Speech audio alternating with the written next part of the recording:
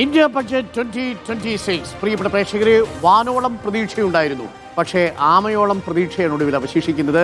വലിയ പദ്ധതികൾ നമ്മൾ പ്രതീക്ഷിച്ചു. എയിംസും അതിവേഗ റെയിലും അടക്കമുള്ള പദ്ധതികൾ. ഇതിനേക്കാളും അപ്പുറം എങ്ങനെയാണ് പ്രത്യേകിച്ച് അന്തർദേശീയ തലത്തിൽ അമേരിക്ക ഉയർത്തിയ ട്രേഡ് ഭീഷണികളടക്കമുള്ള താരിഫ് ഭീഷണികളടക്കമുള്ള സാഹചര്യത്തിൽ എങ്ങനെയാണ് ഇന്ത്യ ഇതിനോട് പ്രതികരിക്കുന്നത് എന്നതാണ് നമ്മൾ പ്രധാനമായിട്ടും നിരീക്ഷിച്ചത്. എന്നാൽ ആശാവഹമായൊന്നും ബഡ്ജറ്റിൽ നിന്ന് ചില സാമ്പത്തിക നിരീക്ഷകർ പറയുന്നു. ഇപ്പോൾ BJPയുടെ സംസ്ഥാന അധ്യക്ഷൻ പറഞ്ഞതുപോലെ കിട്ടാനുള്ളതിനെ കുറിച്ചല്ല, കിട്ടിയത് എന്തു ചെയ്തു എന്നതിനെക്കുറിച്ചാണ് നിങ്ങൾ മറുപടി പറയേണ്ടത് എന്ന രാഷ്ട്രീയ പ്രതിരോധം തീർക്കുന്നു. നമുക്കൊപ്പം ചർച്ചയിൽ രാഷ്ട്രീയ വിശകലനമുണ്ട്, ഒപ്പം ആഴത്തിലുള്ള സാമ്പത്തിക വിശകലനങ്ങളുണ്ട്, വിദഗ്ധരുണ്ട്. നമ്മൾ എല്ലാവരിലേക്കും ഒരു റൗണ്ട് കൂടി വളരെ വേഗം പോയി വരാം. നമുക്കൊപ്പം KSFയുടെ മാനേജിംഗ് ഡയറക്ടർ ഡോക്ടർ SK സനിലുണ്ട്. Welcome SK Sanil. Good afternoon. SK Sanil, budget അവതരണം കണ്ടല്ലോ അല്ലേ? അതുപോലെ ഗംഭീരമായിട്ട് Nirmala Sitharaman one of the best elocutor ആണ്. നന്നായി പ്രസന്റ് ചെയ്യുന്ന നിർമ്മലാ സീതാരാമന്റെ ബഡ്ജറ്റ് കണ്ടു. പക്ഷേ ഉള്ളടക്കത്തെ കുറിച്ച് എന്താണ് അഭിപ്രായം? ബഹുമാനപ്പെട്ട കേന്ദ്ര ധനമന്ത്രി വാസ്തവത്തിൽ ഒരു സാധാരണമായിട്ടുള്ളൊരു സാഹചര്യമായിരുന്നു ഇപ്പോൾ ഉണ്ടായിരുന്നത്. മറ്റ് കമ്പൽഷൻസ് 4 സംസ്ഥാനങ്ങളുടെ തെരഞ്ഞെടുപ്പിൻ്റെ ഒരു കമ്പൽഷൻ, അത് അത്രത്തോളം വലിയൊരു കമ്പൽഷനാണെന്ന് ഞാൻ കരുതുന്നില്ല. അതൊഴിച്ചാൽ ഒരു സാധാരണമായിട്ടുള്ളൊരു സാഹചര്യമായിരുന്നു. അപ്പോൾ സ്വാഭാവികമായിട്ടും ഒരു അസാധാരണമായിട്ടുള്ള ഒരു ബജറ്റ് അവതരിപ്പിക്കാനുള്ള ഒരു അവസരമായിരുന്നു എന്നുള്ളതാണ് എൻ്റെ ഒരു നിരീക്ഷണം.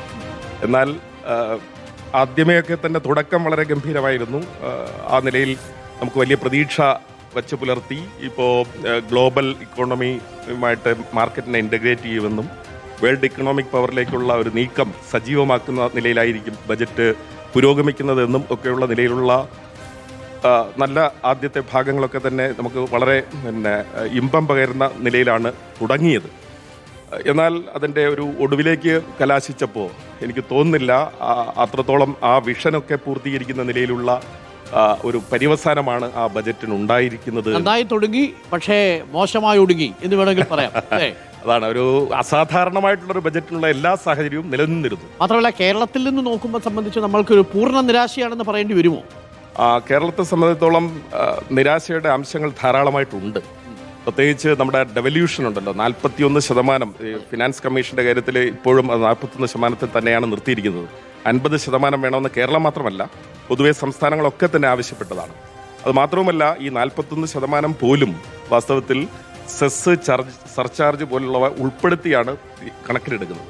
അങ്ങനെ വരുമ്പോൾ ഇഫക്റ്റീവ്ലി ഫണ്ട് ലഭിക്കുന്നതിനേക്കാൾ കുറഞ്ഞുള്ള വിഹിതമാണ് ഡിവൈഡ് ചെയ്യാൻ വേണ്ടിയിട്ട് തന്നെ സംസ്ഥാനങ്ങൾക്കായി മാറ്റിവെക്കപ്പെടുന്നത്. അതിൽ തന്നെ കേരളം കാലാകാലങ്ങളായി കുറവ് അനുഭവിച്ചുകൊണ്ടിരിക്കുകയാണ്. ഇപ്രാവശ്യം കൂടുതൽ പ്രതീക്ഷിക്കുന്നു. പക്ഷേ എനിക്ക് തോന്നുന്നില്ല ഇതിൻ്റെ ഒരു സ്പിരിറ്റ് കണ്ടു കഴിഞ്ഞാൽ കേരളത്തിന് അത്രത്തോളം നല്ല ഒരു വിഹിതം ലഭ്യമാകും. പറഞ്ഞതൊരു ത്രെഡാണ്.